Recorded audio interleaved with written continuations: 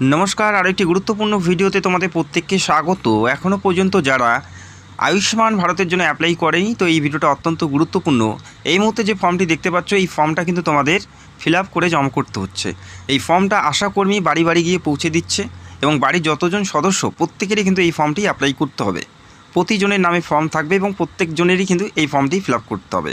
যেটা beneficiary field verification form, এই ফর্মটাই তোমাদের জমা করতে হবে সঠিকভাবে। এখানে কোনো মিস্টেক হলে কিন্তু পুরোপুরি বাতিল হয়ে যাবে। সেক্ষেত্রে তোমাদের অবশ্যই সঠিকভাবে স্টেপ বাই স্টেপ অ্যাপ্লাইটি করতে হবে। প্রথমে ডেট তারিখটি মেনশন করতে হবে, যে তারিখে তোমরা ফর্ম ফিল আপ করছো বা জমা করছো সেটা তারিখ উল্লেখ করতে হবে। এখানে দেখো বেসিক যেটা ডিটেলসগুলো অলরেডি অনেক প্রার্থীর এখানে ফিল থাকে, তো অবশ্যই তোমরা চেক করে নেবে। যদি ফিল থাকে সেটা সঠিক কিনা সেটা অবশ্যই তোমাদের চেক করতে হবে। আধার কার্ড নাম্বার থেকে শুরু করে এখানে রেশন কার্ড প্রত্যেকটাই ফিল থাকবে এবং যাদের নেই ম্যানুয়ালি নিজের হাতে কিন্তু তোমাদের এখানে লিখে নিতে হবে। তো দেখো প্রথমে থাকবে আধার কার্ড নাম্বার, এরপরে অ্যাপ্লিকেন্ট নেম। তো আবারও জানাচ্ছি, অলরেডি এখানে ফিল থাকবে, যদি না থাকে নিজের থেকে লিখে নিতে হবে। যদি ফিল থাকে সেক্ষেত্রে তোমাদের চেক আউট করে নিতে হবে। যে নাম্বারগুলো দেওয়া থাকবে আধার নাম্বার অথবা রেশন কার্ড নাম্বার, সেটা সঠিক আছে কি না সেটা কিন্তু তোমাদের চেক আউট করে নিতে হবে। যদি ভুল থাকে সেক্ষেত্রে সেই নাম্বারটা কেটে দিয়ে নিজের হাতে যেটা নাম্বার সঠিক সেটাই কিন্তু তোমাদের লিখে দিতে হবে। বোঝা গেল? অ্যাপ্লিকেন্ট নেম অর্থাৎ প্রার্থীর নাম, যার নামে আবেদন হচ্ছে ওনার নাম এবং ওনার রেশন কার্ডের নাম কিন্তু এখানে মেনশন করতে হবে। বোঝা গেল? এবং রেশনের ধরন কী আছে, কোন টাইপের কার্ড, সেটাও কিন্তু এখানে টিকমার্ক দিতে হবে। এরপরে আধার লিঙ্ক মোবাইল নাম্বার, আধারের সাথে যে নাম্বারটি লিঙ্ক করা আছে সেই নাম্বারটি তোমাদের দিতে হবে। অনেকেরই দেখা যাচ্ছে যে অন্য নাম্বার দেওয়া আছে, সেই নাম্বারটা কেটে দিয়ে আধারের সাথে যে নাম্বারটি লিঙ্ক আছে সেটা দেবে। আর যদি লিঙ্ক নাম্বার এখানে দেওয়াই থাকে সেক্ষেত্রে দেওয়ার প্রয়োজন নেই। এরপরে জেন্ডার মেল হলে মেল, ফিমেল হলে ফিমেল এবং তারপরে ডেট অফ বার্থ, জন্ম তারিখটি মেনশন করতে হবে। এরপরে নিচে তোমরা দেখতে পাবে ফুল অ্যাড্রেস, পুরো ঠিকানা তোমাদের উল্লেখ করতে হবে। যেখানে হাউস নাম্বার যদি না থাকে সেক্ষেত্রে দেওয়ার প্রয়োজন থাকবে না। House number, street, village, ward অর্থাৎ এই প্রত্যেকটা ঠিকানা কিন্তু তোমাদের সঠিকভাবে মেনশন করতে হবে। বাড়ির নাম্বার না জানলে কোনো অসুবিধা নেই। গ্রাম থেকে শুরু করে গ্রাম, post, police station, district pin number প্রত্যেকটাই মেনশন করে দেবে সঠিকভাবে এবং তার নিচে ডিস্ট্রিক্ট নাম এবং ব্লক নাম এবং গ্রাম পঞ্চায়েতের নাম এখানে মেনশন করতে হবে এই বক্সগুলোতে। বোঝা গেল? এরপরে পরিবারের প্রধান, যে পরিবার থেকে অ্যাপ্লাই করছো সেই পরিবারের প্রধানকে, ওনার নাম এখানে মেনশন করতে হবে এবং তারপরের বক্সে পরিবারের টোটাল সদস্য কতজন, 4 জন, 5 জন, 6 জন, সেটা কিন্তু তোমাদের এখানে মেনশন করতে হবে। পরিবারের টোটাল সদস্য এবং প্যান কার্ড নাম্বার কিন্তু তোমাদের এখানে লিখে নিতে হবে। যিনি আবেদন করছে ওনার প্যান কার্ড নাম্বার কিন্তু তোমাদের এখানে মেনশন করতে হবে। তার নিচে তোমরা দেখতে পারবে ভোটার ডিটেলস।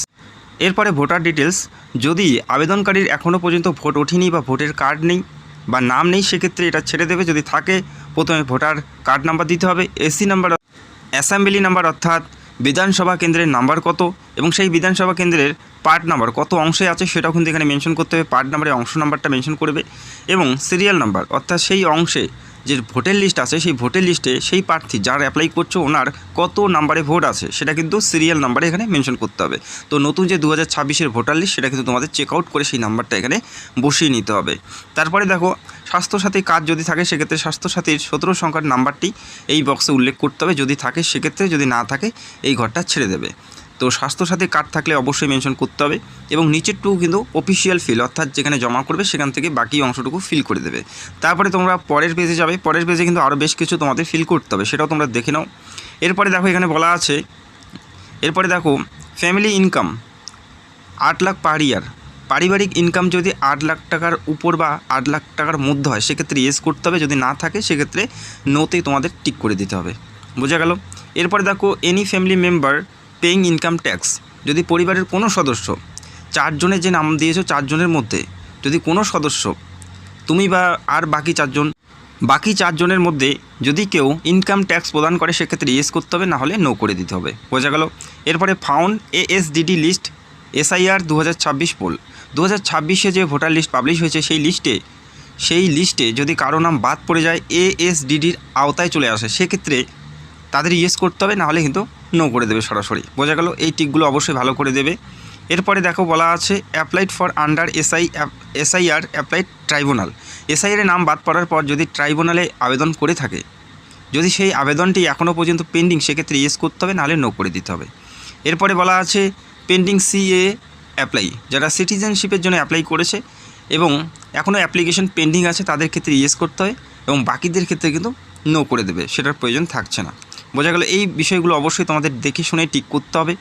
এরপরে বলা আছে বেনিফিশিয়ারি নাম delete for Annapurna Yojana list, তো বর্তমানে তোমরা দেখতেই পাচ্ছ যে প্রচুর সংখ্যক প্রার্থীর অন্নপূর্ণা যোজনার থেকে নাম বাদ পড়ছে।